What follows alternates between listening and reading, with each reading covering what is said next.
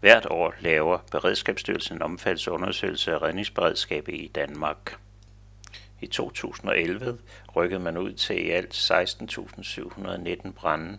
Ifølge Beredskabsstyrelsen var fejl i elektriske installationer årsag til 675 brande i Danmark i 2012, men totalt set kan man sige, at ca. 20% de kommer fra el. I Europa er tallene anderledes skræmmende, der siger man, at det er 26%, der forårsages af elskader. Gnistdetektoren bør anvendes i boliger, skoler, børnehaver, kontorer og andre steder, hvor der færdes mange mennesker. Placeringen af gnistdetektorerne er i bygningens fordelingstavler. Alle steder, hvor man har lette brandbare værdier, bør man bruge gnistdetektoren.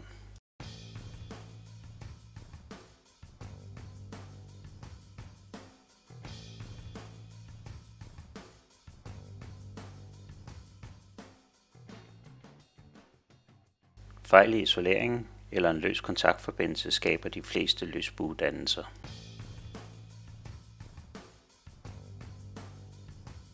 Fejl i isoleringen kan komme fra kabler, der er beskadiget af skruer og søm.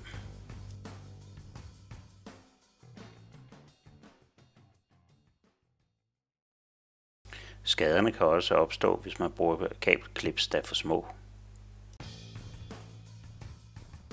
Eller en for skarp bøjning på et kabel. Udendørs kan sol, varme og kulde påvirke kablerne.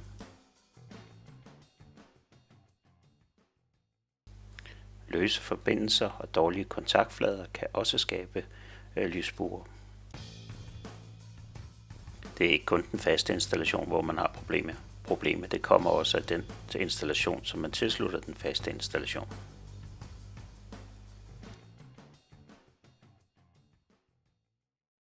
Døre og vinduer kan nemt komme til at klemme en forlængerledning. Et bord, man skubber rundt på, kan klemme ledning. Og hvem kender ikke til ledninger, som mangler isoleringen? Det sker til. Kontakterne i husholdningsapparaterne de bliver beskidte. Vaskemaskinen står ikke stille, når den centrifugerer og kan ødelægge ledningen. Dårlige kontaktflader og dårlig produktkvalitet i fordelingsdåser.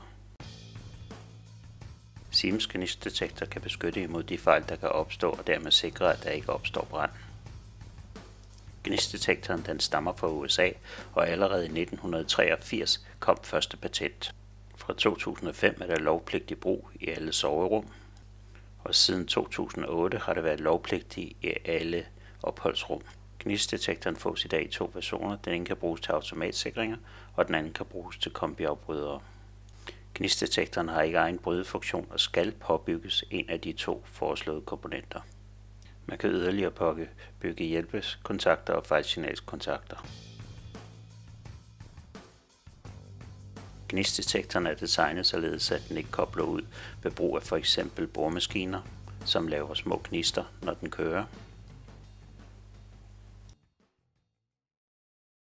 Sker der en fejl i et elektrisk kredsløb, der er beskyttet af en gnistdetektor, så vil gnistdetektoren sikre, at strømmen afbrydes og dermed forhindre, at fejlen den udvikler sig. Da man aldrig kan sikre sig imod fejl, vil man øge sikkerheden ved at installere gnistdetektoren sammen med Siemens øvrige installationsmateriale. Det betaler sig at anvende god kvalitet.